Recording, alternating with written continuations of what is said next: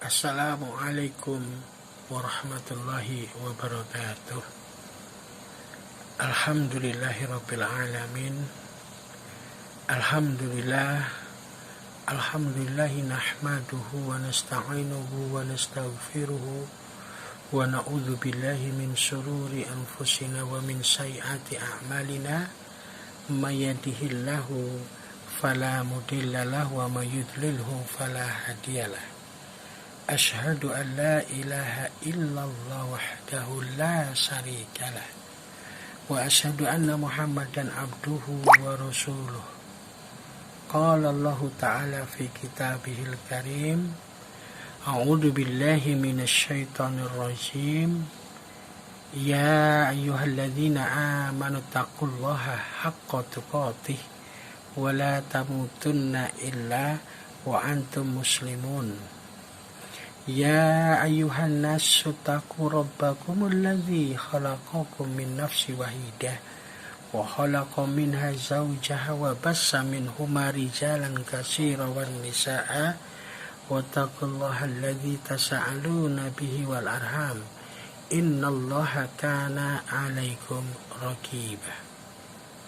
Ya ayyuhalladzina amanu taqullaha wa qulu qawlan sadida yuslih lakum a'malakum wa yaghfir lakum dunubakum wa may yuti'illaha wa rasulahu faqad faza fawzan 'azima.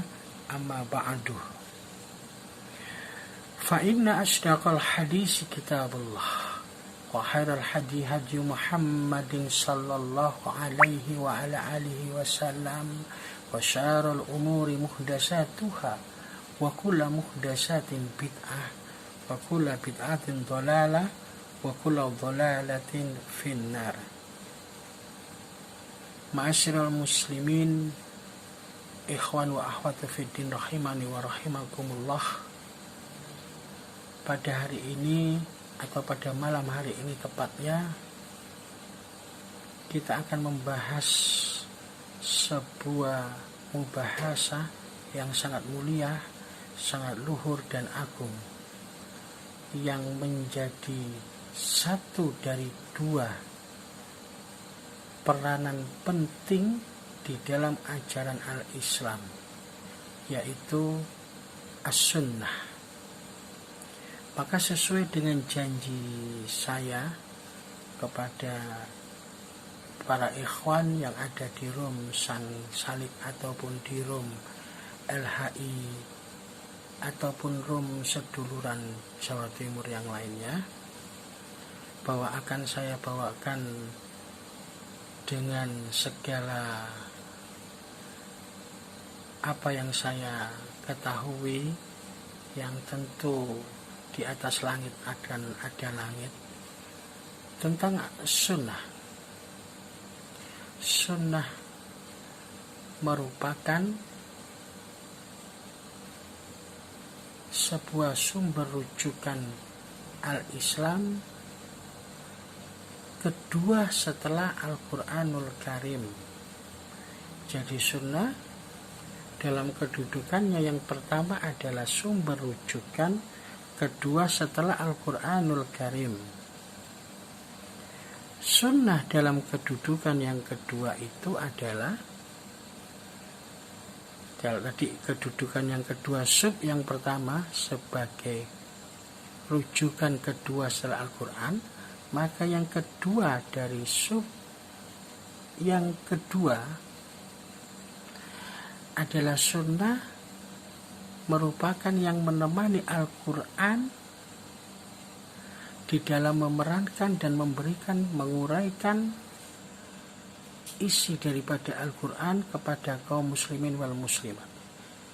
Jadi kedudukan sunnah yang kedua, saya ulangi, yang menemani Al-Quran di dalam menguraikan isi daripada firman-firman Allah, daripada al-Islam secara global atau secara mujmal, secara kafah.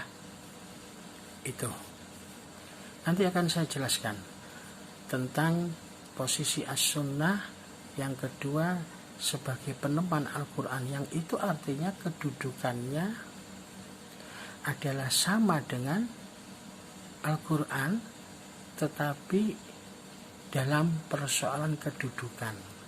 Adapun dalam persoalan keagungan dan kemuliaan, tentu ma'ruf dan maklum bagi kaum muslimin, Al-Quran wahid, Al-Quran nomor 1. Nanti akan saya jelaskan. Baik, ikhwan wa akhwati fiddin rahimani wa rahimakumullah, Bapak Ibu saudara yang dirahmati oleh Allah. Kan di masyarakat ini kita sering mendengarkan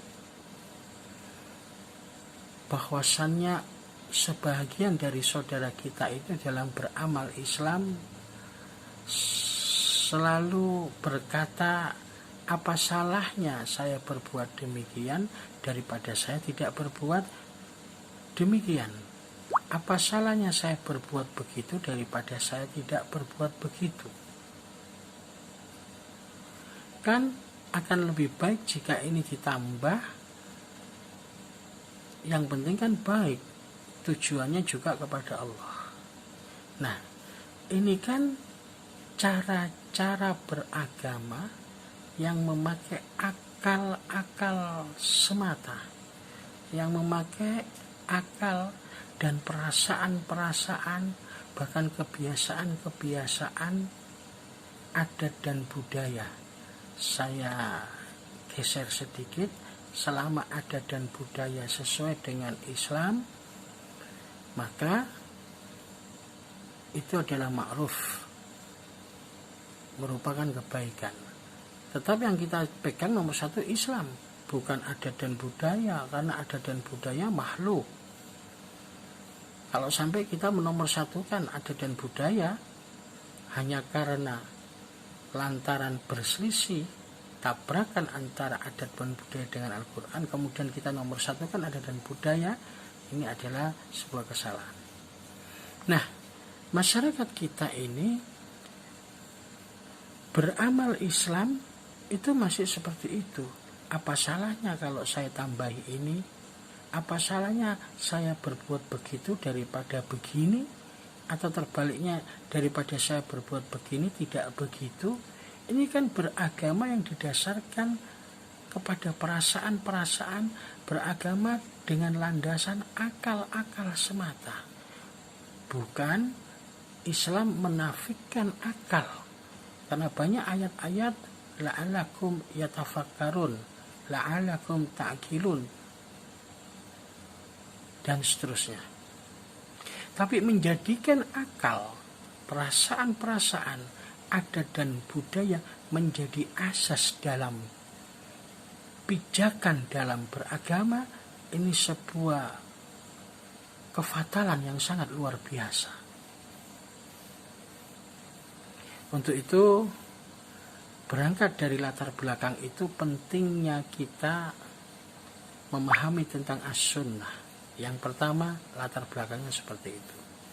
Yang kedua adanya request dari beberapa saudara-saudara dan saudari ikhwan wa akhwatul fiddin tentang persoalan telah usangnya hadis yang disabdakan oleh Nabi dari masa ke masa, generasi ke generasi, sehingga membuka peluang untuk terjadinya pemalsuan-pemalsuan hadis, sehingga ada perkataan, dari mana engkau tahu bahwasannya hadis itu adalah dari Nabi, padahal tidak hidup di masa Nabi, bahkan dengan kelakar-kelakar, guyonan dan canda.